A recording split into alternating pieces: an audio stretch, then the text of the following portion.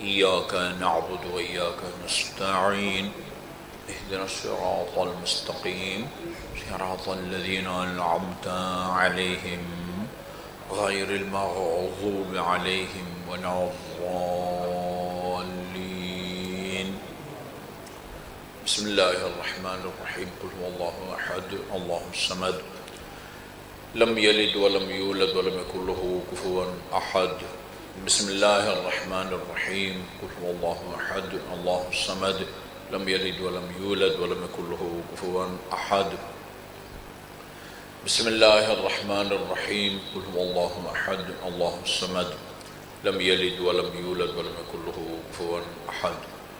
اللهم صل على محمد وآل محمد. أعوذ بالله من الشيطان اللعين الرجيم. بسم الله الرحمن الرحيم. الحمد لله الذي لا يبلغ مدحته القائلون ولا يحصي نعماءه العادون. الذي لا يدركه بعد الهمم ولا يناله غوص الفتن. والصلاة والسلام على خير خلقه وأشرف بريته الذي سمي في السماء بأحمد وفي الأرضين بأبي القاسم محمد. اللهم صل على محمد وآل محمد وعلى أهل بيته الطيبين الطاهرين الذين أذهب الله عنهم الرجس وطهرهم تطهيرا.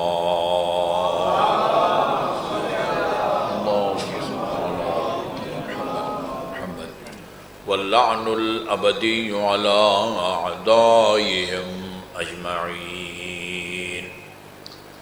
أما بعد فقال الله الحكيم. بسم الله الرحمن الرحيم. تلك الدار الآخرة نجعلها للذين لا يريدون في الأرض علوا ولا فسادا. درود بھیجئے محمد و آل محمد پر. اللهم صل علی محمد و آل محمد. یہ اس کا مقام رخ اگر ہو سکے تو ادھر کر دیں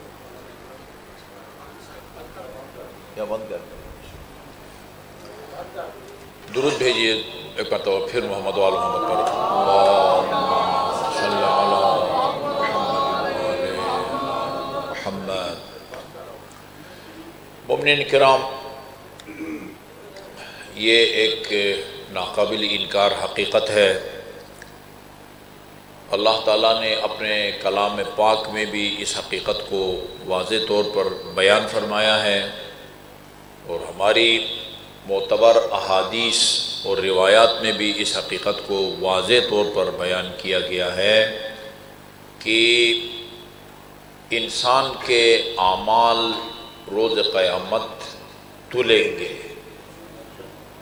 سورہ طارق میں ہے والوزن یومئذ الحق. روز قیامت اعمال کا تلنا برحق ہے. اسی طرح قرآن کی اور آیات میں بھی اعمال کے تلنے کا ذکر کیا گیا ہے.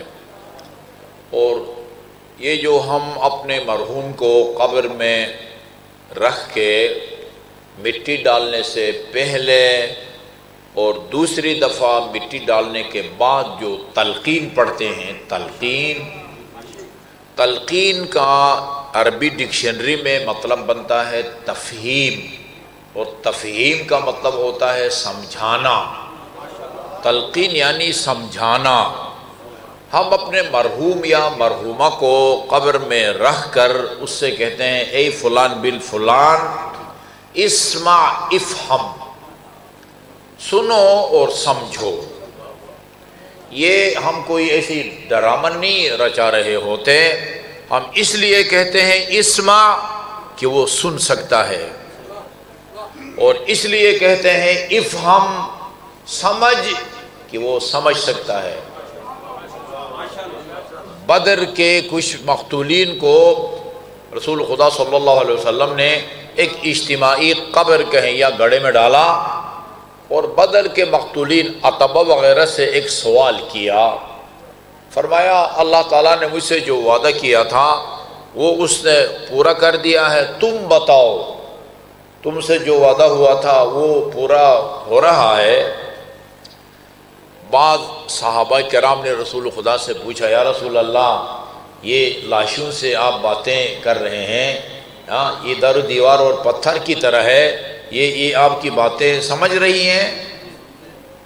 آپ نے عجیب ذومانہ جواب دیا، فرمایا تم اس سے زیادہ نہیں سمجھ رہے۔ جی اس کے دو مطلب ہو سکتے ہیں، یا یہ کہ جتنا تم سمجھتے ہو اتنا یہ بھی سمجھتے ہیں، یا یہ بھی ہو سکتا ہے کہ تم سے زیادہ سمجھتے ہیں۔ بالکل یہی کام جنگ صفین میں ہوا، امیر المومنین نے بھی صفین میں کچھ مقتولین کو اجتماعی قبر یا گڑھے میں ڈالا، بالکل وہی سوال جو بدر کے مقتولین سے رسول خدا نے کیا تھا امیر المومنین نے صفین کے مقتولین سے۔ یہاں بھی امیر المومنین کے ایک صحابی نے کہا، یا امیر المومنین یہ لاشوں سے آپ باتیں کرتے ہیں، یہ آپ کا سوال سمجھ رہے ہیں تاکہ وہ آپ کو جواب دے سکیں؟ فرمایا جس طرح بدر کے مقتولین رسول خدا کا سوال سمجھتے تھے، یہ بھی میرے سوال کو سمجھتے ہیں۔ ہم اس لیے کہتے ہیں اسما افہم۔ ابھی میرے پاس ٹائم نہیں ہے، پھر کبھی اگر موقع ملا تو وہ میں آپ کو امام سجاد علیہ السلام کا خطبہ مکمل سناؤں گا۔ محمد بہار الانوار کی جلد نمبر 75 میں بھی ہے اور جلد نمبر 6 میں بھی ہے۔ راوی کہتا ہے امام سجاد علیہ السلام مسجد النبی میں ہر جمعہ کو ایک خطبہ دیا کرتے تھے، مختلف خطبے نہیں، ایک خطبہ ہر جمعہ کو دہراتے تھے، اور اتنا دہرایا، اتنا اس کو تکرار کیا کہ ہمیں زبانی یاد ہو گیا وہ خطبہ۔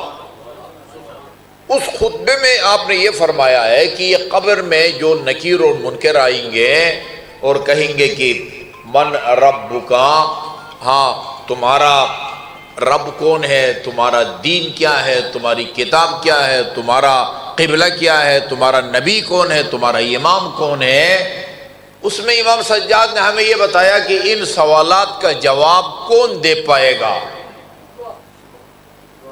جنہوں نے دنیا میں رٹا ہو اللہ ربی، والاسلام دینی والقرآن کتابی والکعبۃ قبلتی ومحمد صلی اللہ علیہ وآلہ وسلم نبی وعلی امامی والحسن امامی والحسین امامی، اسی طرح جس نے رٹا ہوگا وہ جواب دے پائے گا، اور جس نے نہیں رٹا ہوگا وہ جواب نہیں دے پائے گا۔ کیا ایسا ہے؟ ایسا نہیں ہے۔ پورا خطبہ تو ابھی مجھے یاد نہیں ہے۔ آپ نے فرمایا کہ وہ آدمی ان سوالات کا جواب دے گا جس میں 5 خصوصیات ہوں، 5۔ فَإِن كُنْتَ مُؤْمِنًا، تو اگر مومن ہے، ایک تقیہ اور صاحب تقوی بھی ہے، اور عارفاً بدینک، یہ میں آپ کو کسی آج کل کی میدانوں میں جو سیاسی لیڈر ہیں ان میں سے کسی کا، نواز شریف کا، عمران خان کا، زرداری کا، فلان کا قول آپ کو نہیں سنا رہا ہوں، اس امام معصوم کا قول آپ کو سنا رہا ہوں جس کے اقوال ایک یا کئی واسطوں سے اللہ کے اقوال ہوتے ہیں۔ ہمارے کسی امام کا فرمان وہ ان کی ذاتی خیالات کا وہ کی عکاسی نہیں کرتا، وہ اپنے آباء و اجداد کے ذریعے رسول خدا سے جو سنا ہوا ہوتا ہے اس کو بیان کرتے ہیں۔ امام جعفر صادق کے الفاظ ہیں، حدیث ابی، حدیث ابی۔ آپ غور سے سنیں تاکہ آپ کو اپنے مکتب فکر کی قیمت کا اندازہ ہو۔ جی، حدیث ابی، میں جو احادیث بیان کرتا ہوں امام جعفر صادق علیہ السلام حدیث ابی، وہی کچھ بیان کرتا ہوں جو میں نے اپنے والد گرامی امام معصوم امام محمد باقر سے سنا ہوتا ہے۔ وہ حدیث ابی حدیث جدی، اور میرے بابا امام محمد باقر انہوں نے وہی احادیث بیان کی ہے جو میرے جد یعنی امام زین العابدین سے انہوں نے سنی ہوتی تھی۔ وہ حدیث جدی حدیث الحسین، میرے جد امام زین العابدین کی احادیث وہ حسین کی ہوتی ہے، وہ حدیث الحسین حدیث علی، وہ حدیث علی حدیث رسول اللہ، وہ حدیث رسول اللہ حدیث جبرائیل، وہ حدیث جبرائیل قول اللہ۔ اللہ جبرائیل کو بتاتا ہے، جبرائیل رسول خدا کو بتاتا ہے، ہاں وہ علی کو، وہ حسن کو، وہ حسین کو، وہ زین العابدین کو۔ جی آج جو کچھ امام زمان عجل اللہ تعالی فرجہ شریف کے پاس ہے وہ خدا کا کلام ہوتا ہے جو ان 10-12 واسطوں سے امام زمان تک پہنچتا ہے۔ ہمارے دین کا، ہمارے مکتب کا، چاہے اس کا تعلق عقائد سے ہو، فقہی احکام سے ہو، اس دنیا کو پتہ ہونا چاہیے کہ مکتب تشیع کا سرچشمہ یہ ہے، یہ ہے مکتب تشیع کا سرچشمہ۔ اچھا جی، فرمایا نوٹ کر لیں، میں نے کہا کہ ہم نے جتنا، ایک بنیادی نقطہ عرض کروں، جتنا ہمیں خدا کی ذات پر ایمان ہے نا کہ خدا ہے، اتنا ہی ہم کو خدا کے وعدوں پر بھی ایمان ہونا چاہیے، ٹھیک ہے جی۔ اور جتنا ہمیں محمد الرسول اللہ پر ایمان ہے، ان حضرت کے وہ رسول خدا ہونے پر ایمان ہے، اتنا ہی ایمان ہمارا ہونا چاہیے ان کے وعدوں پر۔ اور جتنے علی اور اولاد علی کی امامت اور امامت اور ولایت کا ہم کو یقین ہے، اتنا ہی ہم کو ان کے وعدوں پر بھی یقین ہونا چاہیے۔ نہیں ہے تو پھر کیا اسلام ہے، تو کیا ایمان ہے جی؟ اچھا جی، فَإِن كُنْتَ مُؤْمِنًا، تو اگر مومن ہے، تقیہ، صاحب تقوی ہے، اور عارفاً بدینک، عارفاً بدینک، اپنی دین کی معرفت بھی رکھتا ہو، دین کی معرفت بھی رکھتا ہو۔ ایک کلپ میں نے سنی ہے، میں نے خود اپنے کانوں سے سنی ہے، پتہ نہیں ہزاروں نہیں تو سینکڑوں کا مجمع ہے۔ ایک بندہ کہتا ہے اللہ تعالیٰ کو حضرت عباس علمدار نے پیدا کیا ہے۔ کیا خیال ہے اس کے بارے میں آپ کا؟ اس دنیا میں جو بھی خدا کا قائل ہے نا، عیسائی خدا کا قائل ہے، یہودی خدا کا قائل ہے، تورات کا قائل خدا کا قائل ہے، انجیل کا قائل خدا کا قائل ہے، زبور کا قائل خدا کا قائل ہے، قرآن کا قائل مسلمان خدا کا قائل ہے۔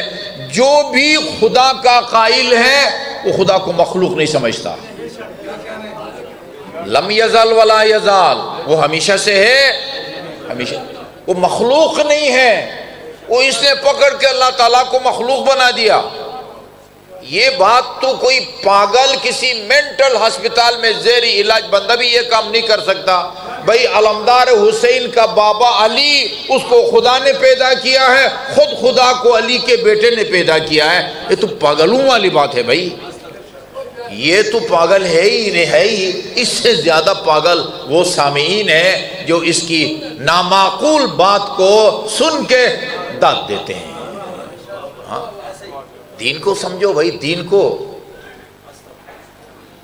دین میں کیا کچھ آتا ہے، یا دین میں یا اصول دین ہے جس کا تعلق عقیدہ سے ہے، یا فروع دین ہے جس کا تعلق ہماری عملی زندگی سے ہے۔ دو ہے نا، امام حسین نے فرمایا الاسلام عقیدۃ و جہاد، اسلام دو چیزوں کا نام ہے، ایک عقیدہ، ایک آپ کی عملی جد و جہد۔ کوئی اور چیز ہے اسلام میں؟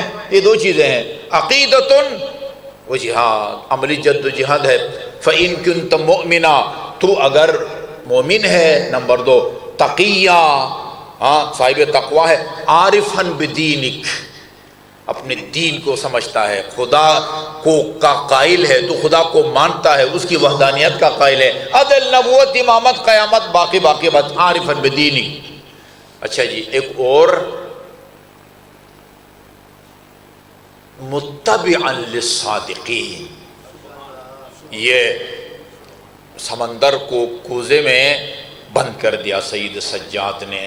ہمیں کسی اور کی عدالت میں جانے کی ضرورت نہیں ہے، اپنے گریبانوں میں جھانک کے ہم خود فیصلہ کر سکتے ہیں کہ سید سجاد کے اس خطبے کی روشنی میں ہم میں سے کون ہے جو نکیر اور منکر کے ان سوالات کا جواب دے پائے گا۔ جی، متبعا للصادقین، صادقین کون ہے؟ 12 امام۔ جی، کونوا مع الصادقین کی تفسیر میں علامہ ہلی جنہوں نے کتاب الفین لکھی ہے، الفین کا مطلب ہوتا ہے 2000 دلائل سے علامہ ہلی نے ثابت کیا ہے کہ علی خلیفہ بلا فصل تھے۔ جی، کتاب کا نام الفین ہے۔ یہ اردو میں الحمدللہ ترجمہ ہو چکا، اسلام آباد کے سیکٹر G92 میں مسجد امام صادق کے سامنے ایک محمد علی بک ایجنسی ہے، ان کے پاس الفین وہ موجود ہے۔ الفین 2000 دلائل سے ثابت کیا ہے کہ امیر المومنین خلیفہ بلا فصل سے، انہی میں سے ایک کونوا مع الصادقین ہے۔ قرآنی آیات جو امیر المومنین اور آپ کی اولاد طاہرین کی ولایت کی ثبوت اور دلیل کے طور پر پیش کرتے ہیں، کونوا مع الصادقین ہے۔ متبعا للصادقین، وہی آدمی ان سوالات کا جواب دے گا، اور تمہارا رب کون ہے، تمہارا دین کیا ہے، تمہارا قبلہ کیا ہے، تمہارا نبی کون ہے، تمہارا امام کون ہے، اور تمہاری کتاب کیا ہے۔ متبعا للصادقین، جو صادقین یعنی 12 اماموں کا پیروکار رہا ہو۔ ہم نے اپنے گریبان میں، پڑتال آپ کے ہاتھ میں ہے، پڑتال میرے ہاتھ میں ہے کہ میں کتنا میں متبع ہوں، یعنی تابع فرمان ہوں، اطاعت گزار ہوں اپنے صادقین امام کا، یا نہیں ہوں۔ جی، ایک مطلب درود بھیجے نا محمد وآل محمد کا، اللہم صلی اللہ علی محمد وآل محمد۔ اچھا جی، وہاں جہاں ہم کہتے ہیں نا اے فلان ابن فلان، سنو اور سمجھو، ان الجنت حق، جنت بر حق ہے، والنار حق، دوزخ بھی بر حق ہے، وتطائر الکتب حق، روز قیامت فائلیں نامہ اعمال کا ادھر ادھر اڑنا وہ بھی بر حق ہے، وسوال منکر و نکیر حق، منکر اور نکیر کا سوال یہ بھی حق ہے۔ یہ جملہ ہے، والمیزان حق، اعمال کا تلنا بھی برحق ہے۔ وَأَمَّا مَنْ ثَقُلَتْ مَوَازِينُهُ، سورہ قارعہ، وَأَمَّا مَنْ ثَقُلَتْ مَوَازِينُهُ فَهُوَ فِي عِيشَةٍ رَاضِيَةٍ، قرآن ہے نا، کوئی حدیث نہیں ہے کہ آپ کہیں پتہ نہیں اس حدیث کو نقل کرنے والا کوئی سچا ہے جھوٹا ہے، شیعہ ہے سنی ہے، کیا بلا ہے، نہیں، یہ قرآن ہے، خدا نے قرآن کے ماتھے پر لکھ دیا ہے، ذَلِكَ الْكِتَابُ لَا رَيْبَ فِيهِ، اس میں شک کرنے والا دائرہ اسلام سے خارج ہے۔ وَأَمَّا مَنْ ثَقُلَتْ مَوَازِينُهُ، وہ جس کے نامہ اعمال کا پلڑا بھاری ہوگا، فَهُوَ فِي عِيشَةٍ رَاضِيَةٍ، اس کو روز قیامت ایسی زندگی نصیب ہوگی کہ جس سے یہ بندہ راضی ہوگا۔ وَأَمَّا مَنْ خَفَّتْ مَوَازِينُهُ، اور جس کے نیکیوں کا پلڑا ہلکا ہوگا، فَأُمُّهُ حَاوِيَةٌ، اس کا ٹھکانہ حاویہ ہوگا۔ وَمَا أَدْرَاكَ مَا هِيَ، اور تمہیں کیا پتہ حاویہ کیا چیز ہے؟ نَارٌ حَامیہ، گرم گرم آگ۔ جی، والمیزان، اعمال کا تلنا برحق ہے، روز قیامت نیکیوں کی فائل انسان کے دائیں ہاتھ میں دی جائے گی، اور برائیوں کی جو فائل ہے وہ بائیں ہاتھ میں۔ ابھی میں یہ جعفری صاحب کو سنا رہا تھا، الزامات جو ہم پر لگتے ہیں نا، بے بس لوگوں کا کام ہوتا ہے کسی پر الزام لگانا، اپنی شکست کا اعتراف ہوتا ہے، حقائق کو چھپانا بھی بے بس لوگوں کا کام ہوتا ہے، الزام تراشی اور بہتان تراشی سے کام لینا بھی کمزور آدمیوں کا، شکست کی اعتراف کا ایک طریقہ یہ ہوتا ہے کہ اگلے پر الزامات لگاؤ، ان کے شام غریبان میں یہ ہوتا ہے، ہاں اپنے یہ تبرک میں بدن خون ڈالتے ہیں، کیا کیا کیا خرابات۔ اور بھئی اگر تم میں ہمت ہے اور جرات ہے نا، یہ ثابت کرو کہ رسول کے بعد علی سے زیادہ کوئی عالم تھا، بس ہم اپنا عقیدہ سے دستبردار ہو جائیں گے، ٹھیک ہے جی۔ چھوڑو ان الزامات کو، چھوڑو ان الزامات کو، ان بہتان تراشیوں کی، یہ پائیدار ثابت نہیں ہوتی۔ ابن تیمیہ کا نام سنا ہوا ہے، ہاں شیخ الاسلام جن کا لقب ہے نا، علامہ ہلی رحمۃ اللہ علیہ نے امامات کے موضوع پر کتاب لکھی تھی مفتاح الکرامہ، اس کا جواب لکھا ہے مفتاح السنہ۔ مفتاح السنت کے اندر ایک الزام لگایا ہے شیعوں پر، آپ جتنا جو ہے نا آپ کو تعجب ہو کم ہے۔ مجھے نہیں معلوم ان کو کیا سمجھا ہوگا کہ کب تک یہ 100% من گھڑت الزام جو ہے نا وہ پوشیدہ رہے گا یا چھپا رہے گا۔ یہ کہتے ہیں جو شیعہ ہے نا، یہ جب اپنے مرحوم کو دفن کرنے لگتے ہیں، غسل دیتے ہیں، کفن وغیرہ دیتے ہیں، نماز پڑھ کے دفنانے سے پہلے اس کا بائیں ہاتھ کاٹ دیتے ہیں۔ ایسا ہوتا ہے آپ کے وزیر آباد میں؟ یہ کتاب میں چھپی ہوئی ہے بات، بائیں ہاتھ کیوں؟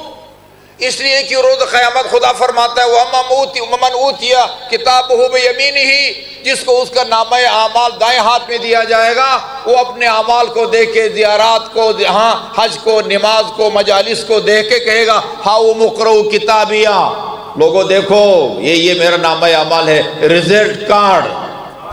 یہ وَأَمَّا مَنْ أُوتِيَ كِتَابَهُ بِشِمَالِهِ، جس کو اس کا نامہ اعمال فائل بائیں ہاتھ میں دی جائے گی، وہ کہے گا یا لیتنی لم اوتیہ کتابیہ، کاش یہ کتاب مجھے نہ دی گئی ہوتی۔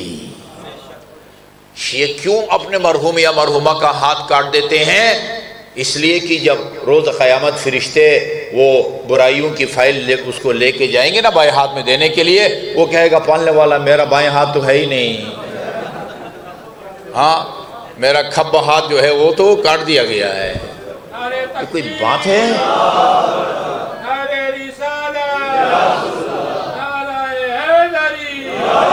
العقد صلی اللہ محمد و محمد العقد الفرید، ہاں اس نے لکھا ہے یہ جو شیعہ ہے عشرہ مبشرہ، وہ 10 ہستیاں جن کو رسول خدا نے دنیا ہی میں جنت کی بشارت دی تھی، اور وہ اس سے نفرت کرتے ہیں، ان 10 ہستیوں سے، اور 10 ہستیوں سے نفرت کی وجہ سے 10 کی عدد اسے بھی نفرت کرتے ہیں، 10 کی عدد۔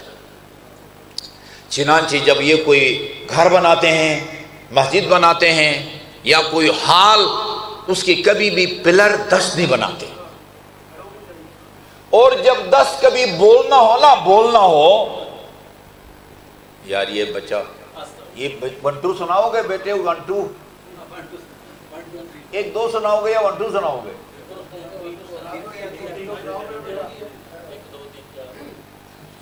اٹھ کے سنا بھائی، یہ دیکھے پلوان آ گیا، ہاں جی 1 2 3 4، ہاں سناؤ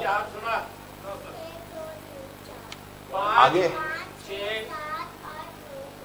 یہ دیکھو بھائی، یہ دیکھو وہ یہ عقل کا اندھا اس بچے کو آگے، اس نے جہاں 10 بولنا تھا 10 بولا ہے یا 9 جمع 1 بولا ہے۔ وہ کہتے ہیں عشرہ مبشرہ سے اس قدر نفرت کرتے ہیں، جب 10 گنتی بھی اگر گنے نا، گنتی 1 2 3 4 5 6 7 8 9 کے بعد 9 جمع 1 کہتے، 10 نہیں کہتے۔ بے حیا نے کتاب میں چھاپ دیا ہے اس کو، ہاں عجیب بات ہے بھائی، درد دل بہت ہے، میں آپ کو سب نہیں سنا سکتا جی۔ یہ کچھ بے بنیاد الزامات ہیں جو ہمارے خلاف استعمال ہوتے ہیں، یہ اتنے پائیدار ثابت نہیں ہوتی ہے۔ دوسری چیز جو ہمارے مکتب کے خلاف استعمال ہوتی ہے، وہ اسی سٹیج پر آ کے ممبر حسینی پہ مکتب اہل بیت کے نام سے جو غلط باتیں کی جاتی ہے نا وہ ہمارے لیے زیادہ نقصان دہ ہے بنسبت ان الزامات کے. انتہائی خطرناک معاملہ ہے. اعمال تلیں گے. یہ جو میں گفتگو کر رہا ہوں نا 100% معصوم کی روایت کے حوالے سے عرض کر رہا ہوں, یہ جو میں گفتگو کر رہا ہوں یہ ایک عمل ہے, یہ تلے گا.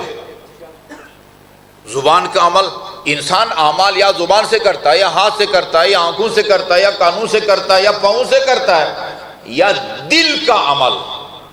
ایمان دل کا عمل ہے. خدا کو ماننا کہ خدا ہے وہ دل کا عمل ہے. خدا کو ماننے کا علاوہ اس کی وحدانیت کا عقیدہ رکھنا یہ دل کا عمل ہے. عدل کا عقیدہ, نبوت کا عقیدہ, امامت کا عقیدہ, قیامت کا عقیدہ, جی یہ دل کا عقیدہ ہے. سارے ظاہری اعضاء کے ذریعے جو ہم اعمال انجام دیتے ہیں وہ بھی تلیں گے, اور جو باطنی اعضاء کے ذریعے اعمال انجام دیتے ہیں وہ بھی تلیں گے. یہ میری گفتگو جو ہے نا یہ تلے گی. یہ اگر حق اور سچ ہے, حق اور سچ کدھر سے ملتا ہے؟ یا قرآن سے یا اہل بیت سے. پتھر پر لکیر ہے. ہاں حق کدھر ہے؟ یا قرآن میں ہے.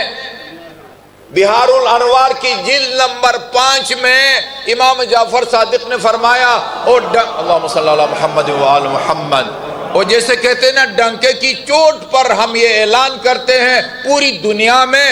امام نے فرمایا کلما لم یخرج من ھذا البیت فہو باطل. دین کی جو بات بھی اس گھرانے سے نہیں لی جائے گی وہ غلط اور باطل ہے. جو توحید اس گھرانے سے نہیں لی جائے گی وہ غلط ہے. ہاں عدل کا, امامت کا, وضو کا, نماز کا, طلاق کا. وہ میرے ساتھ وہ ایک یہ جیو پر ایک عالم لائن پروگرام کرتا تھا نا, یہ مرحوم عامر لیاقت. اس میں میرے ساتھ وہ اسلامک یونیورسٹی کے ایک مولانا صاحب تھے, کافی ان کی لمبی داڑھی تھی. ایسی آف دی ریکارڈ ان سے میں نے پوچھا کہ یہ قرآن میں سورہ طلاق کی آیت نمبر 2 میں اللہ نے فرمایا ہے کہ اگر کوئی خدا نخواستہ بیوی کو طلاق دینا چاہے فَلْيَشْهَدْ ذَوُو عَدْلَيْنِ مِنْكُمْ, تم میں سے 2 عادل گواہوں کو بٹھا کے پھر صیغہ طلاق جاری کرو. یہ تو آپ کو پتہ ہی ہے ہمارے ہاں نکاح میں کوئی گواہی کی ضرورت نہیں ہے. لڑکا لڑکی دونوں کو میں فرض کرے میں جانتا ہوں, ان میں سے ایک امریکہ میں رہتا ہے, ایک لندن میں رہتا ہے. دونوں بذریعے ٹیلی فون مجھے فون کریں, آغا صاحب ہم آپ کو وکالت دیتے, اتنا حق ہے پر آپ ہمارا نکاح پڑھیں. میں اپنے بند کمرے میں اکیلا, کسی کو ساتھ نہیں بٹھاتا. انکحت موکلتی موکلی علی المہر المعین المعلوم قبلت النکاح لموکلی علی المہر المعین المعلوم. اللہ اللہ خیر صلی اللہ. کوئی گواہ نہیں ہے, ہو جاتی ہے. قرآن میں کسی جگہ نکاح میں گواہ رکھنے کا حکم نہیں ہے. طلاق میں ابھی گھر جا کے چیک کریں, سورہ طلاق کی آیت نمبر 2 میں 2 عادل گواہ رکھو. میں نے اس سے پوچھا حضور جب خدا نے قرآن میں فرمایا ہے کہ طلاق دیتے وقت 2 عادل گواہوں کو سامنے بٹھا کے صیغہ طلاق جاری کرو, تو آپ طلاق میں عادل گواہوں کی گواہی کو کیوں ضروری نہیں سمجھتے؟ انہوں نے ایک جواب دیا, مجھے اندازہ ہوا کہ اس نے ٹرخانے کی کوشش کی. کہا نجفی صاحب اصل بات یہ ہے رسول خدا کے زمانے میں عادل ملتے نہیں تھے.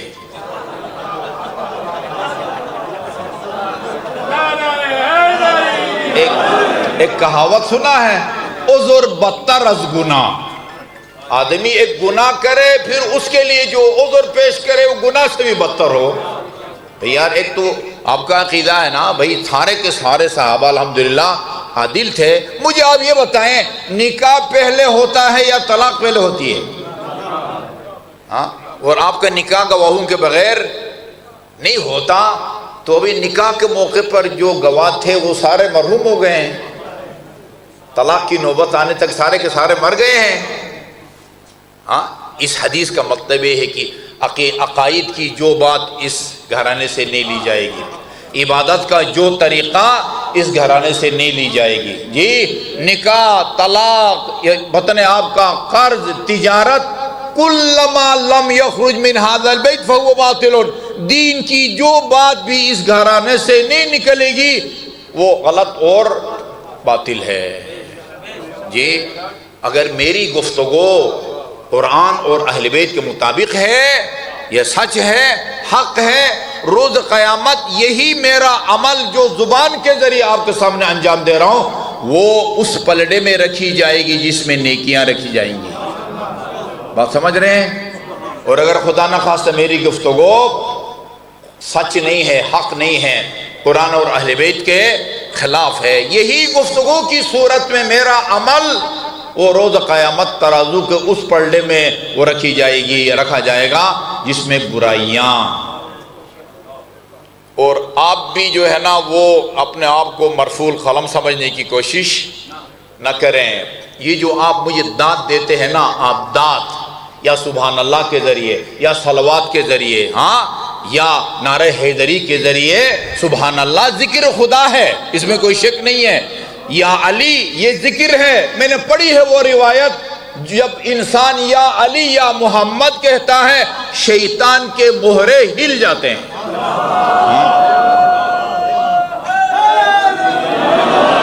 ذکر کی فضیلت الگ، لیکن جو آپ داد دیتے ہیں نا، اگر حق اور سچ گفتگو کرنے والے کو آپ نے داد دی ہے، یہ آپ کی داد اس پلڑے میں رکھی جائے گی جس میں نیکیاں ہوں گی۔ بات سمجھ آ گئی ہے نا؟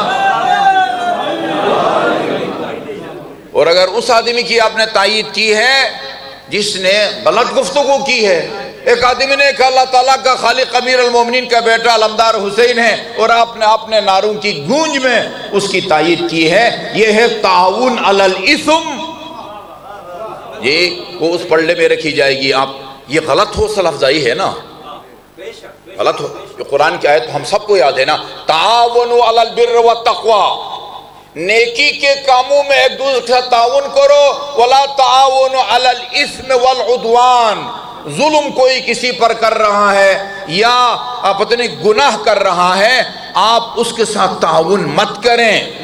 ایک آدمی لوگوں کے عقائد بگاڑ رہا ہے، اگر آپ اس کی تائید کریں گے، یہ تعاون علی الاثم نہیں تو اور کیا ہے؟ دو بات ہو گئی نا، مجلس جو ہے نا اس کے 3 رکن ہیں، یا سمجھے ایک مثلث کا نام مجلس ہے، ایک مثلث کا نام مجلس ہے، پڑھنے والا، سننے والا، علی رضا جعفری صاحب جو بانی ہیں، یہ بانی کا عمل بھی تلے گا۔ وہ بانی جو پڑھنے والوں کو بلا رہا ہے، سامعین کو بلا رہا ہے، یہ بانی کا عمل ہے۔ وہ کسی معقول اور مکتب کے ذمہ دار خطیب کو بلاتا ہے اور وہ خطیب قرآن اور اہل بیت کے مطابق گفتگو کرتا ہے، تو یہ بانی کا یہ عمل اس پلڑے میں رکھا جائے گا جس میں نیکیاں۔ اور اگر بانی نے کسی گمراہ اور گمراہ کن کو بلایا ہے، ہاں، کسی میری بات پر آپ کو اعتراض ہونا، آپ میں سے ابھی کھڑے ہو کے مجھ پر اعتراض کرے کہ آپ کی یہ بات ہم نہیں مانتے، اور آپ یہ کر نہیں سکتے، کہ اس لیے کہ جو میں بات کرتا ہوں کوشش یہ ہوتی ہے کہ میں قرآن اور اہل بیت کے اقوال سے باہر نہ نکلوں۔ جی تعاون علی الاثم ہے، بلکہ میں آپ کی خدمت میں عرض کروں، میرے عمل اور آپ سامعین کے عمل سے زیادہ خطرناک بانی کا عمل ہے، وہ اصل مجلس کا بانی ہے۔ من سن سنتن حسنتن، یہ رسول خدا کا فرمان ہے، من سن سنتن حسنتن فلہ اجر من عمل بہا، جو کوئی کسی اچھے کام کی بنیاد ڈالے، اپنے ذاتی مکان کو یہ حسینیہ بنا دیا ہے، امام بارگاہ بنا دیا ہے، اس سے بہتر اور اچھا کار خیر کی بنیاد ہاں اور کیا ہو سکتی ہے؟ من سن سنتن حسنتن، جو کوئی اچھے کام کی بنیاد ڈال جائے، فلہو اجر من عمل بہا، یہ اچھے کام کی بنیاد ڈالنے والے اس مکان کو امام بارگاہ کی شکل دے کے اللہ ان کو لمبی عمر دے، وہ اس دنیا سے رخصت ہو جائیں گے، اور قیامت تک اس امام بارگاہ میں عبادت گاہ میں جتنا کار خیر انجام دیا جائے گا قیامت تک وہ ثواب میں شامل ہیں۔ اچھا آگے اس کا دوسرا حصہ وَمَا سَنَّ سُنَّةً سَيِّئَةً، اگر کوئی برے کام کی بنیاد ڈال جائے إِلَّا وَعَلَيْهِ وِزْرُ مَنْ عَمِلَ بِهَا، وہ تو برے کام کی بنیاد ڈال کے چلے جائیں گے، بعد میں قیامت تک جتنے لوگ یہاں جمع ہو کے برا کام کریں گے، جتنا برا کام کرنے والے گناہگار ہوں گے اتنا ہی اس برے کام کو کی بنیاد ڈال کے اللہ کو پیارا ہونے والا بندہ بھی اس کی کاندھوں پر بھی اتنا ہی گناہوں کا بوجھ ہوگا۔ یہ اٹک میں ایک جنڈ ہے نا، وہ جہاں کے مولانا عارف واحدی صاحب ہیں، وہاں مدرسہ جعفریہ ہے۔ مجھے وہاں کے ایک استاد نے فون کیا کہ آغا صاحب یہاں مضافات میں نا جنڈ سے آگے وہ ایک پیش نماز ہیں، انہوں نے ایک مسئلہ پوچھا ہے۔ میں نے کہا کیا مسئلہ پوچھا ہے؟ کہا کہ وہ ایک مسجد میں نماز پڑھاتے ہیں اور ان کو جو نیاز، تبرک یا حق، زحمت جو بھی نام دیں، مہینے کے آخر میں 10,000 12,000 20,000 یا 25,000 سے اوپر نام نہیں لیتا، کیونکہ کسی پیش نماز کو بھی 25,000 سے زیادہ نہیں دیا، بہت اچھا ان کو جو 25,000 یا 10,000 دیتے ہیں، وہ جو دینے والے ہیں نا ان کا کام یہ شادی بیاہ کے موقع پر جا کے یہ ڈول وغیرہ بجانا اور گانا گانا ہے۔ وہ مولوی صاحب پوچھ رہے ہیں کہ بھئی میں ان سے لوں یا نہ لوں؟ میں نے کہا کہ ان کا اور کوئی کاروبار بھی ہے آمدنی کا ذریعہ یا بس یہی ہے؟ کہا نہیں، بس اور کوئی ذریعہ نہیں ہے۔ شادی بیاہ کے موقع پر جاتے ہیں، ہاں ڈول بجاتے ہیں، گانے گاتے ہیں، اور وہ جو کچھ شادی والے دے دیں اسی پر ان کا گزار اوقات ہوتا ہے۔ میں نے کہا ان سے کہو، مولانا صاحب سے کہو، ان کو قائل کرنے کی کوشش کریں۔ بیرکٹ میں آپ کو ایک واقعہ سناتا ہوں۔ ایک محمد علی صاحب تھے غالباً ملتان کے، وہ فائر بریگیڈ میں ملازم تھے۔ ہمارے ساتھ انہوں نے حج کیا اور مجھ سے کہا کہ احمد صاحب فائر بریگیڈ میں نا داڑھی رکھنا منع ہے، آگ لگنے کا خطرہ ہوتا ہے۔ وہ آگ میں کودتا ہے بندہ، تو میں داڑھی منڈاؤں یا نہ منڈاؤں یا نوکری چھوڑ دوں؟ وہاں حج مشن آتا ہے تمام مراجع کا، اگر رہبر کا، سیستانی کا، ایران عراق سے مراجع کا حج مشن آتا ہے، وہ دنیا بھر سے آئے ہوئے مومنین کے کو مسائل بتاتے ہیں، اپنے مالی حقوق وغیرہ جمع کراتے ہیں۔ ان کو میں ان کے دفتر میں لے گیا، آیت اللہ سیستانی کے دفتر میں۔ میں نے کہا یہ صورتحال ہے، یہ روزگار کے چکر میں وہ اس فلان جگہ کام کرتے ہیں، یہ داڑھی منڈا کے کام کریں یا چھوڑ دیں؟ انہوں نے کہا نوکری چھوڑ دیں، داڑھی منڈا کے وہاں کام نہ کریں۔ انہوں نے نوکری چھوڑ دی۔ ان کو سعودیہ ہی میں ایک ایسی پرکشش نوکری ملی، وہ چند سال کے اندر پتہ نہیں کراچی میں کئی پلاٹ خرید چکے ہیں اور اسلام آباد تشریف لائے تھے، آغا صاحب کسی مناسب جگہ میں اپنے بچوں کے لیے پلاٹ لینا چاہتا ہوں۔ ایک قربانی دی انہوں نے نا، قربانی دی۔ ان سے میں نے کہا ان کو سمجھاؤ، انہوں نے کہا کہ چھوڑ دے اس پیشے کو۔ اچھا یہ بات ہے، جو کوئی برے کام کی بنیاد ڈال کے مرحوم ہو جائے اور قیامت تک جتنا یہ یہاں برائی اس مرکز میں وہ کی جاتی رہے گی، وہ اس برائی کا بانی گناہ میں برابر کا شریک ہے۔ انہوں نے کہا کہ دیکھو یہ ہمارا باپ دادا بھی یہی کام کرتے تھے، ان کے باپ دادا بھی، یہ وراثت کے طور پر ہمیں یہ پیشہ ملا ہے، ہم اس کو نہیں چھوڑ سکتے۔ یہ ہے من سن سنتا سیئتا فعلیہ وزر عامل بہ۔ یہ ابھی جو زندہ ہے اور ڈول بجا رہے ہیں، گانے گا رہے ہیں، یہ بھی گناہگار ہیں، اور باپ دادا جنہوں نے یہ پیشہ اپنی اولاد تک منتقل کیا ہے وہ بھی برابر کے۔ بانی کا عمل زیادہ سنگین ہے۔ بانی اگر معقول آدمی کو قرآن اور اہل بیت کی روشنی میں گفتگو کرنے والے کو بناتا ہے، کیا کہنا اس کی قسمت کا، اس بانی کا۔ اور اگر خدا نہ خواستہ گمراہ اور گمراہ کن لوگوں کو بلاتا ہے تو پھر اس کو اپنے اس پر نظر ثانی والوزن یومئذ الحق، یہ جو ظاہری اعضاء ہے نا ان کا عمل بھی تلے گا، آنکھوں کا عمل، زبان کا عمل، کانوں کا عمل اور دل کا عمل، ایمان بھی تلے گا، ایمان۔ میرا عقیدہ ہے، اب سب میری تائید کریں گے، ادھر جتنے لوگ بیٹھے ہیں نا یہاں 100 150 ان سب کے ایمان کا پیمانہ دوسرے سے مختلف ہے۔ دو آدمی نہیں دکھا سکتے کہ ان دونوں کا جو ایمان ہے نا وہ 50-50 ہے، برابر برابر ہے، نہیں۔ جتنے بھی ہے نا پیمان، 100 ہے تو 200 پیمانے ہیں، 200 ہے تو 200 پیمانے ہیں، ایمان سب کا برابر نہیں ہوتا۔ یہ مستدرک حاکم میں لکھا ہوا، 2 بندے آئے تھے حضرت عمر کے پاس مسئلہ پوچھنے نا۔ مسئلہ یہ تھا، ایک کنیز کو اگر کوئی کسی کنیز کے نکاح کرے لونڈی سے، اس کو کتنی دفعہ طلاق دینے کی گنجائش ہے؟ آزاد جو خواتین ہیں آج کل سب کے سب خواتین آزاد ہیں، ایک خاتون کو 3 دفعہ طلاق دینے کی گنجائش ہے۔ 3 دفعہ طلاق دینے کے بعد اگر دوبارہ اس کو اپنے نکاح میں لانا چاہے پھر حلالہ وغیرہ کی ضرورت پڑے گی، ٹھیک ہے جی۔ کنیز کو کتنی دفعہ طلاق دینے کی گنجائش ہے؟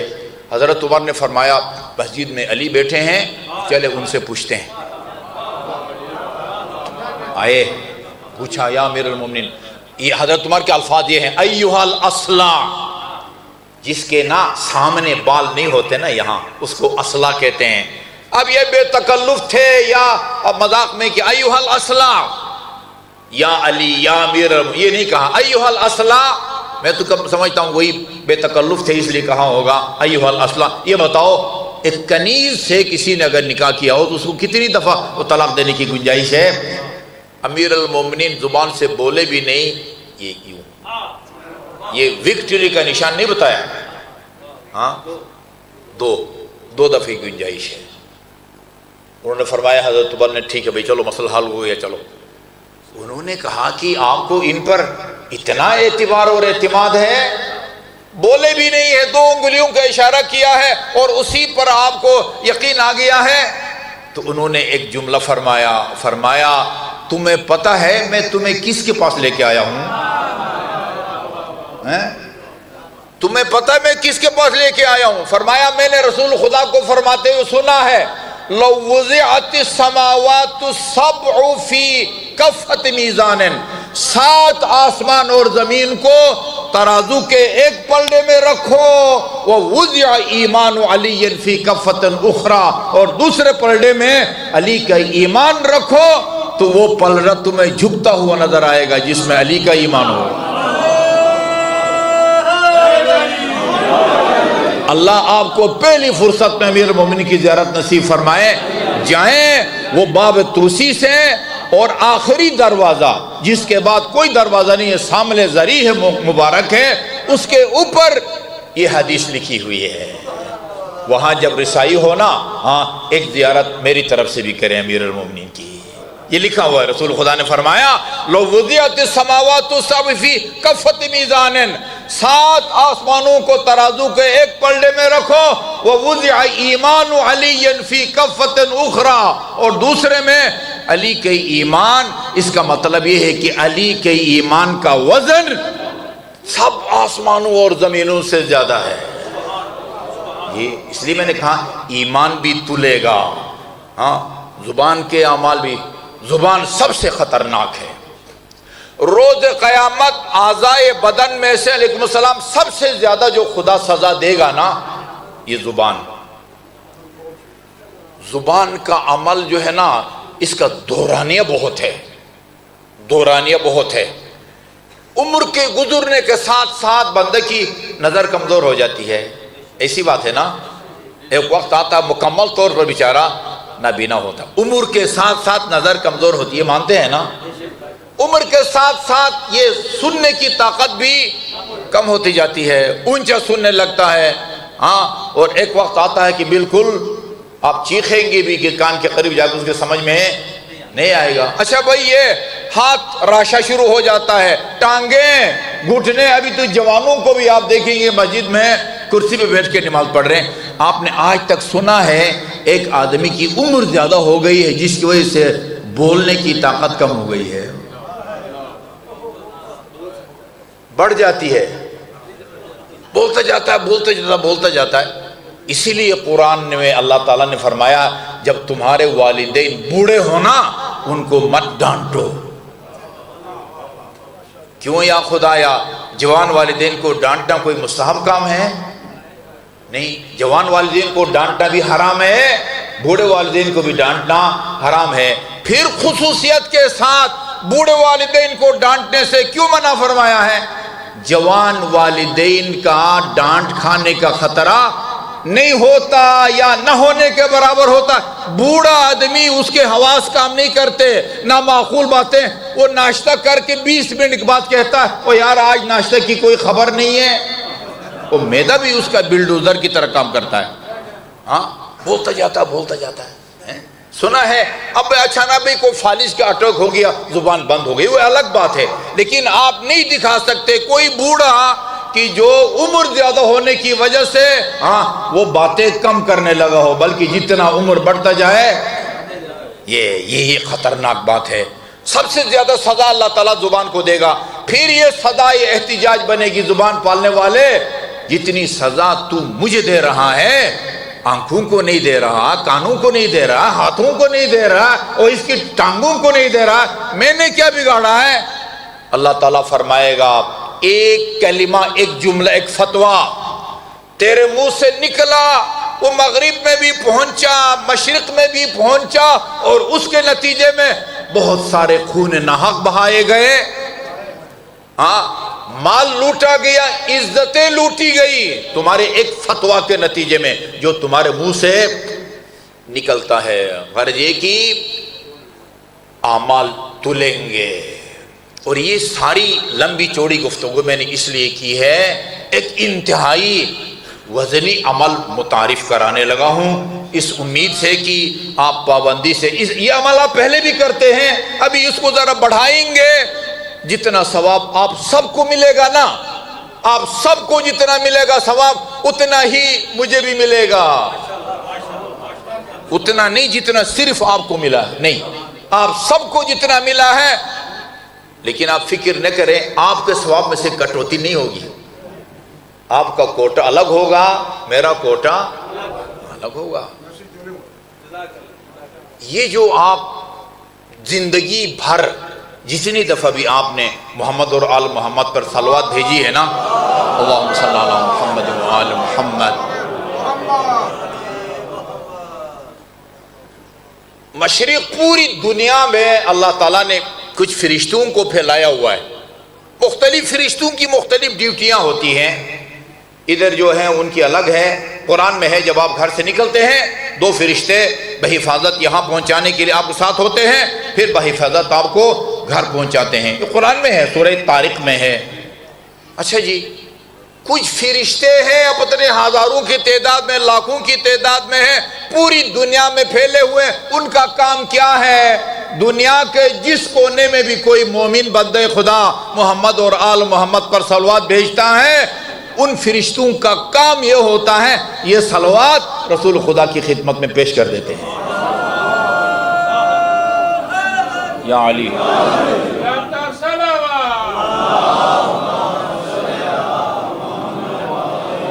آپ کے زندگی بھر کے صلوات رسول خدا کے پاس محفوظ ہیں، ایک صلوات آپ کی ضائع نہیں جاتی۔ روز قیامت آپ کے سامنے ایک بندے خدا کے اعمال تولے جا رہے ہوں گے، دیکھیں گے کہ ایک بندہ اس کی وہ برائیوں کا پلڑا بھاری ہے اور نیکیوں کا پلڑا ہلکا ہے۔ آپ کے پاس جتنے بھی اس کے صلوات یا ان کا ثواب محفوظ ہوگا، ان میں سے چند ایک صلوات کا وزن یا ثواب اٹھا کے اس کے نیکی میں پلڑے میں رکھیں گے، اور جیسے ہی صلوات کا وزن نیکیوں اور پلڑے میں رکھے جائیں گے، پھر یہ نیکی والا پلڑا جھکتا ہوا نظر آئے گا اور برائیوں کا پلڑا اٹھتا ہوا نظر آئے گا۔ یا علی۔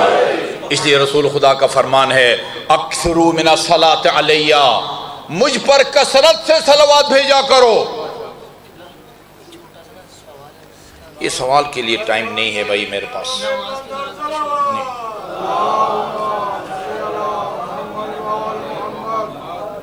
اچھا جی،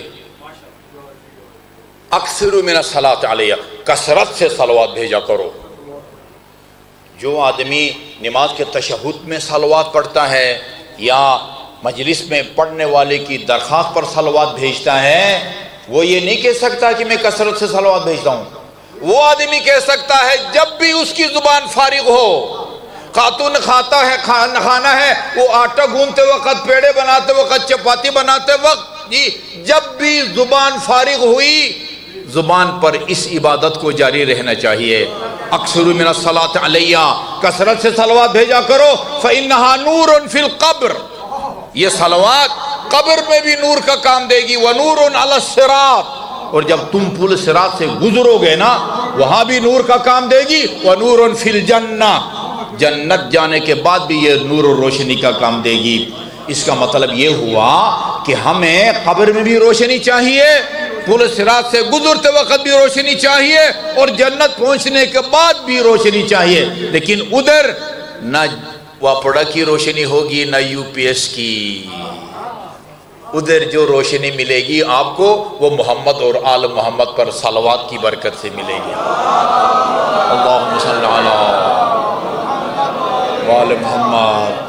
میرا ٹائم تقریباً ختم ہو رہا ہے۔ میں نے ایک آیہ کریمہ آپ کے سامنے تلاوت کی ہے، تلک الدار الآخرہ، اصل موضوع پر میں ابھی آیا ہوں، اور میں اب یہ نہ سمجھے کہ تمہید اتنی لمبی ہے تو پتہ نہیں آگے کہاں تک لے کے جائیں گے۔ میں زیادہ سے زیادہ 3:15 چپ جاؤں گا اور اس کے آگے نہیں جاؤں گا۔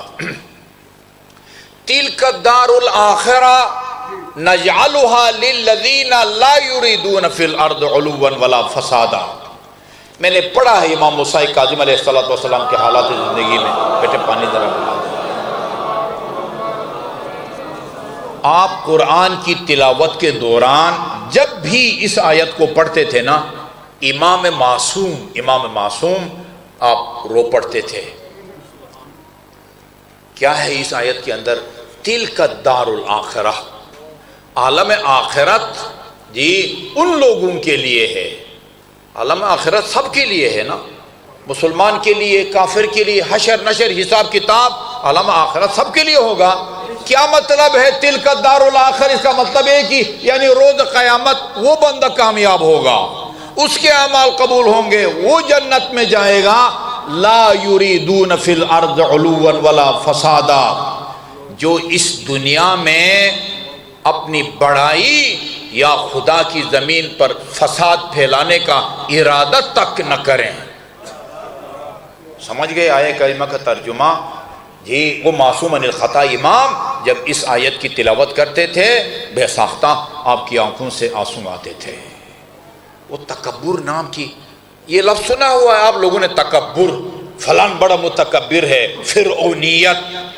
تکبر کا جو پہلا مرحلہ ہے نا، پہلا مرحلہ وہ خود پسندی ہے، جس کو عربی میں عجب کہتے ہیں۔ عجب یہ خالص تعلیمات محمد و آل محمد آپ تک پہنچا رہا ہوں، یہ کھوکھلے نعرے نہیں ہیں کہ ادھر سے اڑیں تو پتہ نہ چلے کہ پتہ نہیں کہنے والے نے کیا کہا۔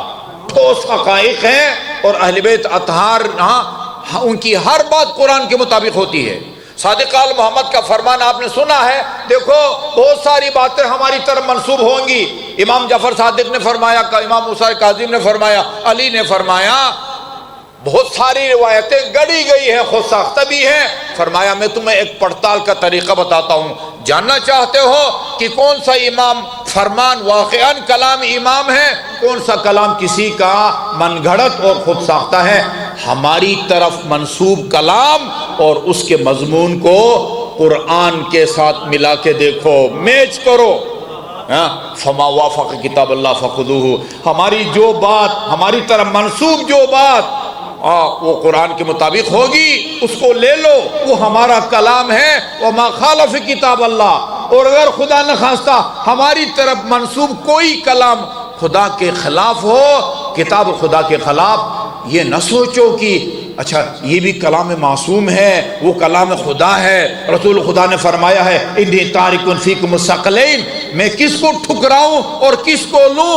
فرمایا جو ہماری طرف منسوب بات، جو ہماری بات نہیں کہہ رہا، جو ہماری طرف منسوب بات قرآن کے خلاف ہو فَضْرِبُوهُ عَلَى الْجِدَارِ، اس کو اٹھا کو دیوار پر مار دو۔ کیوں؟ فَإِنَّهُ لَمْ نَقُلْهُ، یہ ہمارا کلام ہے ہی نہیں۔ علی سے لے کر مہدی موعود تک کسی امام نے آج تک کوئی ایسی بات نہیں کہی جو قرآن کے خلاف ہو۔ یہ جو رسول خدا نے فرمایا نا علی مع الحق والحق مع علی، اس کا مطلب یہی ہے، علی مع القرآن والقرآن مع علی کا مطلب یہ نہیں کہ علی ہمیشہ ایک پاکٹ سائز کا قرآن اپنی جیب میں سینے سے لگائے رکھتے تھے، نہیں، نہ علی کا کوئی عمل قرآن کے خلاف ہے، نہ علی کا کوئی قول قرآن کے خلاف ہے۔ یہ صرف علی نہیں بلکہ ہمارا سب مسلمانوں کا یہ عقیدہ ہونا چاہیے کہ ثقلین اہل بیت کی کوئی بات اور کوئی عمل وہ قرآن کے خلاف نہیں ہو سکتا۔ اگر ایسا ہوتا تو رسول خدا نہ فرماتے لن یفترقا بعدی، قرآن اور اہل بیت ایک دوسرے سے جدا نہیں ہو سکتے۔ عجب، خود پسندی، میں مرحوم ناراقی کی ایک کتاب ہے، اس کا نام معراج السعادہ ہے، اصل کتاب فارسی میں ہے، اردو میں اسی نام سے ترجمہ ہوا ہے۔ ایران کے ایک مؤلف اخلاق کہتے تھے یہ جو معراج السعادہ ہے نا، یہ وہ کارخانہ ہے جس میں انسان بنتے ہیں۔ معراج السعادہ کارخانہ یہ انسان سازی، کسی کارخانے میں کپڑ بنتا ہے، کسی میں برتن بنتے ہیں، پتہ نہیں کسی میں کیا بنتا ہے۔ ہاں، معراج السعادہ میں یہ وہ کارخانہ ہے جہاں انسان بنتے ہیں، اس کے اندر یہ واقعہ لکھا ہوا ہے۔ اور کل پرسوں میں نے کتاب میں بھی دیکھا، حضرت عیسیٰ کے ایک چھوٹے قد کے صحابی تھے، چھوٹا قد، عربی میں قصیر کہتے ہیں، پنجابی میں گٹھا کہتے ہیں، ٹھیک ہے نا، مجھے پنجابی آئی تھی، میں لاہور میں بچپنا گزارا میں نے، ٹھیک ہے جی، گٹھا کہتے ہیں۔ ایک چھوٹے قد کا صحابی تھے، وہ کسی سفر پہ جا رہے تھے حضرت عیسیٰ کے ساتھ نا، راستے میں ایک چھوٹی سی نہر آئی، وہ اتنی مطلب چوڑائی کم نہیں تھی کہ وہ مطلب جمپ مار کے ادھر چلے جاتے، اور ایسی چل کے بھی نہیں جا سکتے تھے۔ ابھی سیلاب کی کیفیت آپ نے دیکھی ہے۔ حضرت عیسیٰ ساحل تک پہنچے، بسم اللہ الرحمن الرحیم پڑھ کے پانی کے اوپر حضرت عیسیٰ چل دیے اور نہر کو کراس کر لیا۔ ان کے جو چھوٹے قد کے صحابی تھے وہ بھی ان کے ساتھ چل پڑے، بسم اللہ الرحمن الرحیم، اور حضرت عیسیٰ کی طرح پانی کے اوپر چل کے بالکل ساحل کنارے تک جیسے ہی پہنچے ڈوب گئے۔ او یا نبی اللہ ادرکنی، بچاؤ بچاؤ بچاؤ، جیسا ابھی سیلاب میں لوگ فریاد کر رہے ہیں۔ وہ حضرت عیسیٰ نے آگے بڑھ کے ہاتھ پکڑ کے باہر نکالا اور نکال کے کہا کیا ہو گیا تھا بھائی؟ اچھا خاصا بسم اللہ پڑھ کے ہمارے پیچھے آ رہے تھے، کوئی غلط خیال تو نہیں آیا؟ اس بندے خدا نے کہا یا رسول اللہ، یا نبی اللہ، اور تو کوئی خیال نہیں آیا؟ میں نے دل میں یہ سوچا تھا کہ یہ ایک اولی العزم رسول ہے، وہ بھی بسم اللہ پڑھ کے جا رہا ہے اور میں بھی بسم اللہ پڑھ کے جا رہا ہوں، جیسے کہتے ہم بھی کسی سے کم۔ اس خیال نے ڈبو دیا مجھے، اس خیال نے ڈبو دیا ہے۔ ہم لاہور و سالمپورہ میں جب پڑھتے تھے نا، وہ ہمارے ایک ساتھی کے بھائی آرمی میں تھے، والٹن ٹریننگ میں رہتے تھے، وہ ریل کار چلتی تھی تو ہم وہ ریل کار سے اتر کے پھر آگے چھاونی تک پیدل جاتے تھے، کوئی 5-6-7 منٹ۔ تو ہمارے آگے آگے 2 بندے جا رہے تھے جو صفائی کرتے ہیں نا جی، صفائی کرسچن، ان میں سے ایک کے ہاتھ میں ریڈیو تھا، اس زمانے میں ریڈیو تھا، آج موبائل نے ریڈیو ٹی وی سب کا کی جگہ جو ہے یہ اس شیطان نے لے لی ہے نا۔ ایک ہاتھ میں ریڈیو تھا، فل آواز میں گانا لگا ہوا تھا، اور ایک ہاتھ میں ان کا جو جھاڑو ہوتا ہے نا، پیچھے ڈنڈا بھی ہوتا ہے، بڑا صحت مند قسم کا جھاڑو، اور اپنے ساتھی سے کہتے تھے مجھے ابھی تک کوئی جملہ یاد ہے، وہ بادشاہ اسی کسی کو گھٹا. یہ خیال جو ہے نا، یہ خیال غرق کر دیتا ہے انسان کو. عجب، خود پسندی. دوسرا مرحلہ کبر. کبر کا مطلب کیا ہوتا ہے؟ اپنے اندر کسی کمال کا احساس. میں اتنا میرے پاس علم ہے، اتنی یہ میری جسمانی طاقت ہے، یہ میری مالی طاقت ہے، یہ میری سیاسی طاقت ہے. ہاں، یہ اپنے کسی کمال یا طاقت کا احساس، یہ کبر ہے. تکبر کیا ہے؟ زبانی طور پر یا عملی طور پر اپنے اس کمال کا بندہ مظاہرہ کرے. میں ایسا ہوں، بولے. ہاں، ایک تو اس سے وہ بولا بھی نہیں تھا، دل ہی دل میں خیال آیا تھا بھئی ہم بھی کسی سے کم نہیں ہیں جو بسم اللہ پڑھ کے نہر کراس کر رہے ہیں. ایک مرتبہ بندہ زبان سے کہتا ہے وہ میرے پاس اتنا علم ہے، میرے پاس یہ طاقت ہے، وہ طاقت ہے. اس کو تکبر کہتے ہیں. تکبر ہم سب نے سنا ہوا بچپن سے. تکبر کوئی پسندیدہ صفت، ناپسندیدہ صفت ہے. اپنی تعریف نہیں کرنی چاہیے. میں آپ کو اس حقیقت کی طرف متوجہ کرنے لگا ہوں کہ جب اپنی تعریف اچھا نہیں ہے، اپنے باپ دادا کی تعریف بھی اچھی بات نہیں ہے. علی نے کیوں اپنی تعریف کی ہے؟ جس انداز میں علی نے اپنی تعریف کی ہے نا، کیونکہ علی جانتا ہے کہ میں کون ہوں. کوئی اور علی کو اس طرح نہیں جانتا. یہ رسول کی حدیث ہے، یا علی ما عرف اللہ الا انا وانتا. خدا کو یا تو نے پہچانا ہے یا میں نے پہچانا ہے. وما عرفنی الا اللہ وانتا. ہاں، مجھے یا خدا نے پہچانا ہے یا تو نے پہچانا ہے. وما عرفک الا اللہ وانتا. کیوں کبھی سوچا ہے کیوں علی کو نہیں پہچان سکتے؟ یہ علمی بات نوٹ کریں. اللہ لامحدود ہے، علی محدود ہے. اللہ کی کوئی ڈیٹ آف برتھ ہے؟ علی کی ہے. وہ جو نورانی خلقت ہے نا، اس کا بھی تو ایک ابتدا ہے نا. حدیث قدسی میں اللہ تعالیٰ نے فرمایا کنت کنزا مخفیا، میں ایک مخفی خزانہ تھا. فاحببت ان اعرف. اللہ کہتا ہے میں نے ارادہ کیا اب کب تک اس طرح تو مخفی رہے گا، اب اپنا تعارف کرا دے. فخلقتک یا محمد، میرے حبیب میں نے اپنے تعارف کے خاطر تیرے نور کو پیدا کیا. اول ما خلق اللہ نوری، سب سے پہلے خدا کی مخلوق محمد مصطفیٰ کا نور ہے. اور محمد مصطفیٰ نے فرمایا ہے انا وعلی من نور واحد. جی بابا، علی کی ابتدا بھی ہے، علی کی انتہا بھی ہے، اس کے نوری خلقت کی ابتدا بھی ہے، اس کا کسی کو پتہ نہیں ہے. ہاں، وقت بھی نہیں تھا جب علی کے نور کو، محمد کے نور کو اللہ تعالیٰ نے بھی، زمانہ بھی نہیں تھا، فلک بھی نہیں تھا جس کی گردش کے نتیجے میں وہ زمانہ بنتا ہے. وہ اس کو پتا ہے. اتنا میں جانتا ہوں کہ اللہ کے علاوہ باقی جو بھی موجود ہے اس کی ابتدا بھی ہے اور انتہا بھی ہے. جی بھائی، کیوں نہیں سمجھ سکتے علی کو؟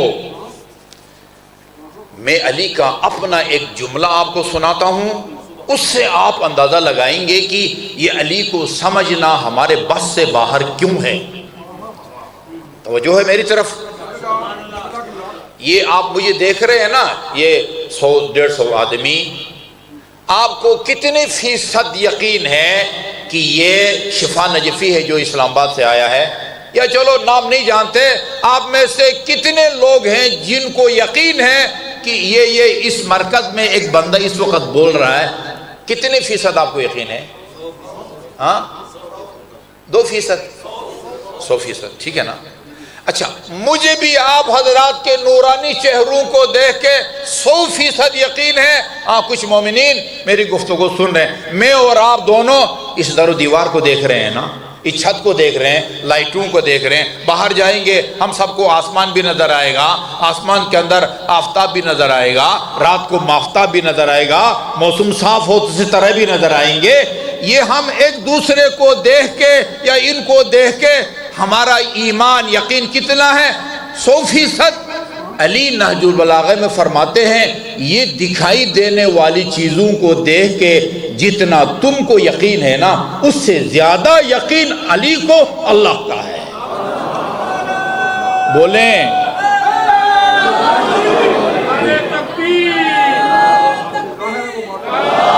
اکبر رسول اللہ. اور یہ کلام بھی کسی عام سیاسی کا نہیں ہے. اللہم ادر الحق ہے سمادار، جہاں فرمایا علی حق کے ساتھ وہ حق علی کے ساتھ ہے، وہاں فرمایا خدایا حق کو ادھر پھیر جدھر ہی. فرمایا کہ یہ تمہیں اپنی محسوسات آنکھوں سے دکھائی دینے والی چیزوں کو دیکھ کے تم کو ان کی موجودگی کا یقین ہے، اس سے زیادہ علی کو خدا کی موجودگی کا یقین ہے. اب اندازہ ہوا آپ کو، آپ نے کہا نا 100%. خدایا وہ 100% سے بھی اوپر کیا ہوتا ہے؟ وہ ہوتا ہے جس کا پتہ علی کو ہوتا ہے. جی کیوں یہ اپنی شان بیان کرتے ہیں؟ ایک دفعہ اصحاب پیغمبر کی تعریف کر رہے تھے امیر المومنین، اصحاب پیغمبر کی نا.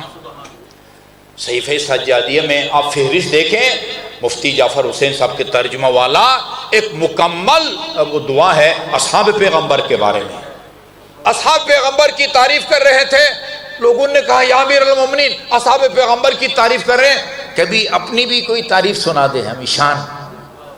فرمایا بھائی اچھا نہیں لگتا، اپنا منہ میاں میٹھو بنتے ہوئے اچھا نہیں لگتا. وہ بندہ بھی بڑا ہوشیار تھا، علی کو گھیرنے کی کوشش کی اور کامیاب ہو گیا. گھیرنے میں کہا کہ عرض کیا یا امیر المومنین یہ جو اللہ تعالیٰ نے آپ کو علم دیا ہے، قوت دی ہے، طاقت دی ہے، شجاعت اور بہادری، یہ خدا کی نعمتیں ہیں. خدا قرآن میں فرماتا ہے وَأَمَّا سورہ ضحیٰ میں نا وَأَمَّا بِنِعْمَةِ رَبِّكَ فَحَدِّثْ. خدا نے جو تمہیں نعمتیں دی ہے نا ان کو مت چھپاؤ. کتنا سیانہ آدمی تھا دیکھیں، ہاں کس راستے سے آ کے علی کو گھیرا ہے. فرمایا اچھا یہ بات ہے تو پھر سنو. یہ مفت میں نہیں سناؤں گا، بلند آواز میں آپ درود بھیجیں گے.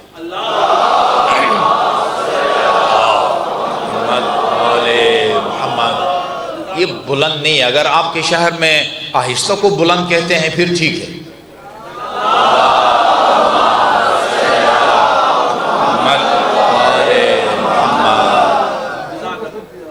امام موسیٰ کاظم علیہ السلام نے فرمایا الصلاۃ علی النبی بصوت عال تذهب بالنفاق. جو آدمی بآواز بلند محمد اور آل محمد پر صلوات بھیجے گا زندگی میں منافقت اس کے قریب نہیں آئے گی.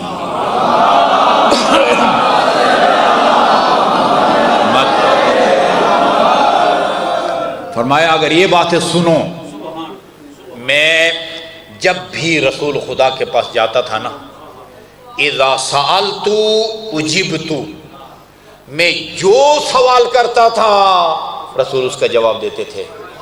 اور اگر بالفرض میں آپ کے پاس جا کے بیٹھ جاتا اور کوئی سوال نہ کرتا، اذا سکت، پاس جا کے اگر میں خاموش رہتا، ابتدیت، خود رسول خدا حقائق بیان کرنا شروع کر دیتے تھے، علم و حکمت مجھے بتانا شروع کر دیتے. اور یہی اسی کا نتیجہ ہے انہا ہونا لعلما جما. تمام فضائل اور کمالات کا سرچشمہ علم ہوا کرتا ہے، یہ یاد رکھیں.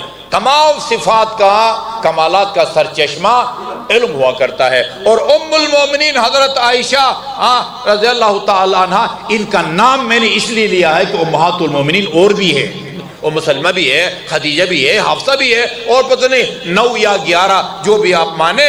نام ان کے اس لیے لیا ہے کہ ان کی ہے، ان کا یہ فرمان ہے. کہا کان علی اعلم الناس بعد رسول اللہ، رسول کے بعد سب سے زیادہ علم علی کے پاس تھا.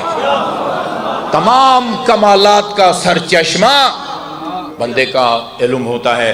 انہا ہونا لعلما جما، یہاں علی کے سینے میں علم و حکمت کا ایک موجزن سمندر ہے.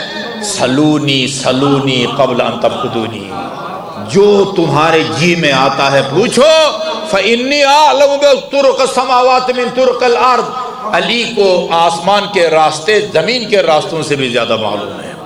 اچھا جی، کیوں علی اپنی تعریف کرتے ہیں؟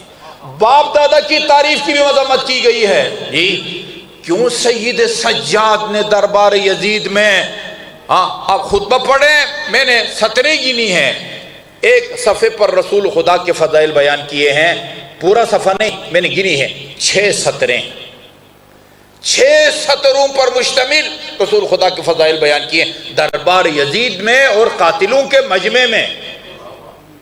ایک صفحے سے زیادہ علی کے فضائل بیان کیے ہیں سید سجاد نے۔ کیوں؟ رسول کے فضائل علی کے فضائل رسول سے زیادہ تھے؟ کیا خیال ہے؟ جس طرح میں اور آپ رسول کا کلمہ پڑھتے ہیں نا، محمد الرسول اللہ، اسی طرح سب سے پہلے جس نے رسول کا خدا کا کلمہ پڑھا وہ علی تھے نا۔ یہ مطلب نہیں ہے کہ علی کے فضائل کم تھے، وہ زیادہ تھے لہذا وہ لکھے، رسول کے کم تھے تو صرف 6 سطروں پر مشتمل نہیں۔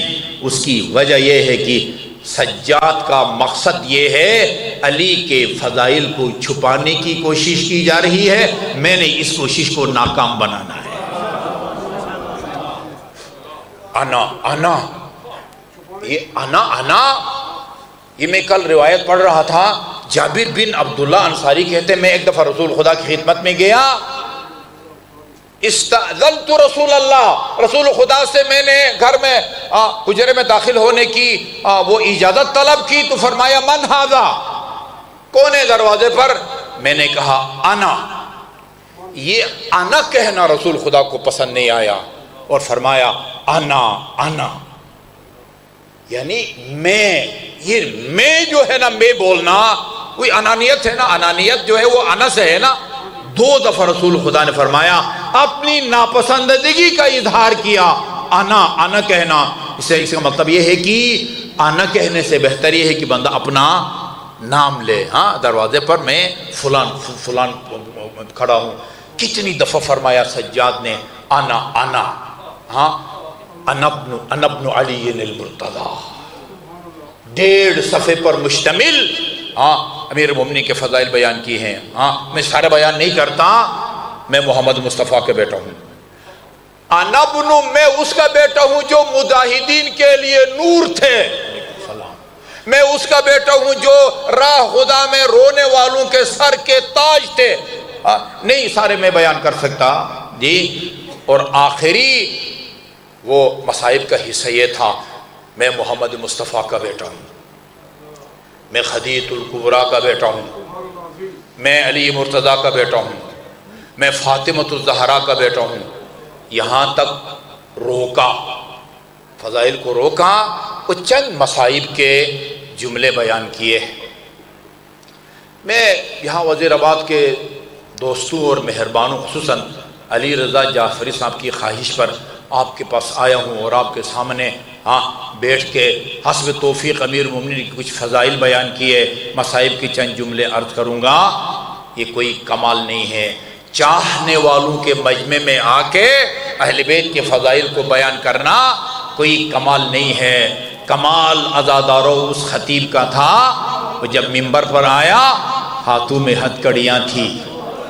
کوئی تاریخ نہیں کہتی کہ جب اجازت ملی، ایک تو اجازت نہیں مل رہی تھی، منبر کا نام بھی نہیں لیا، کہا اگر اجازت ہو ان لکڑیوں کے اوپر بیٹھ کے میں بھی چند جملے عرض کروں، بنی امیہ کے درباری ملا نے اللہ کو ناراض کیا ہے، میں چند جملے عرض کروں گا جس میں خدا کی بھی رضامندی ہو اور تمہاری بھی بھلائی ہو۔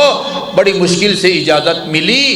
کوئی روایت نہیں کہتی ہے کہ ہاتھوں سے ہاتھ کڑیاں اتار دی گئی ہوں، گلے سے خاردار توق اتار دیے گئے ہوں، یا پاؤں سے وزنی بیڑیوں کو اتارا گیا ہو۔ اس حالت میں آئے اور مصائب کے چند جملے عرض کیے۔ میں تو آپ کو اور علماء کرام وہ مصائب سناتے ہیں جو کسی کتاب میں پڑھ کے آتے ہیں یا کسی مستند عالم سے سن کے آتے ہیں۔ سجاد نے دربار یزید میں اور قاتلین کے مجمع کو وہ مصائب سنائے جو ابھی چند دن پہلے کربلا اور کوفہ اور شام کے راہوں میں اپنی آنکھوں سے دیکھ کے آئے تھے۔ انا ابن المقتول ظلما، میں اس باپ کا بیٹا ہوں جس کو بے جرم و بے خطا ظلم و ستم سے شہید کیا گیا۔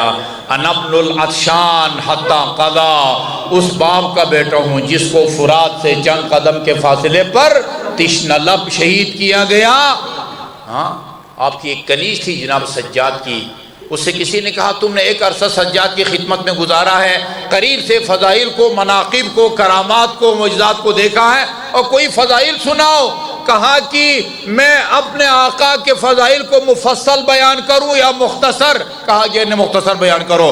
کہا میرے آقا کے فضائل کا خلاصہ یہ ہے کہ میں نے کبھی رات کو بستر بنا کے نہیں دیا، قائم اللیل، ساری رات اللہ تعالیٰ کی عبادت کرتے تھے، دن کو کبھی دسترخوان نہیں لگایا۔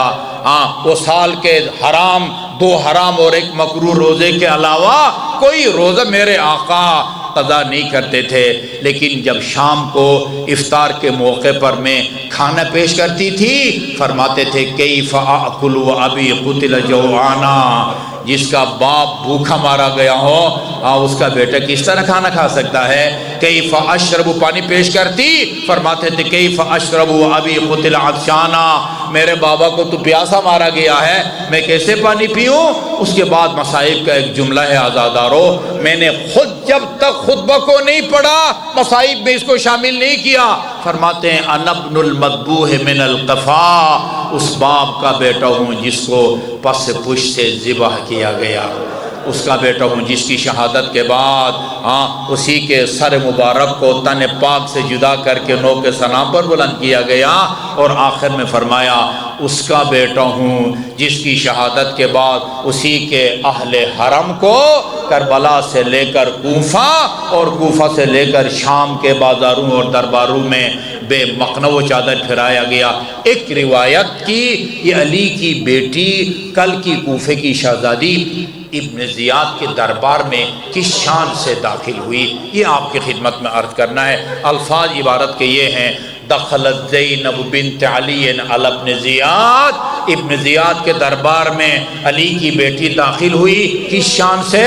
وہی فی ارذل ثیابہا، علی کی بیٹی کے بدن پر پرانا سا لباس تھا، تکتم وجہہا بکمہا، علی کی بیٹی نے اپنے آستین سے چہرے کا پردہ کیا ہوا تھا، لأن خمارہا قد سلب، اس لیے کہ چادریں تو کربلا میں اشقیاء نے چھین لی تھی۔ لا اضحک اللہ سن الدہر ان ضحکت وآل احمد المظلومون قد قہروا ولا حول ولا قوة الا باللہ العلی العظیم۔ خدا بحق محمد و آل محمد، جن مومنین کے تعاون سے یہ مجالس منعقد ہو رہی ہیں ان کے رزق حلال میں وسعت عطا فرما، ان کے مرحومین کے گناہان صغیرہ اور کبیرہ کی مغفرت فرما، انہیں محمد و آل محمد کی شفاعت اور ان کے جوار میں مقام عطا فرما۔ خصوصاً ہمارے برادر مہربان علی رضا جعفری صاحب کے والد مرحوم عنایت اللہ بٹ اور ان کی اہلیہ محترمہ، ان کے گناہان صغیر اور کبیرہ کی مغفرت فرما، انہیں محمد و آل محمد کی جوار میں مقام عطا فرما۔ ان کے جملہ مرحومین اور اپنے جملہ مرحومین مرحومات کی اصال ثواب کے لیے سورہ فاتحہ۔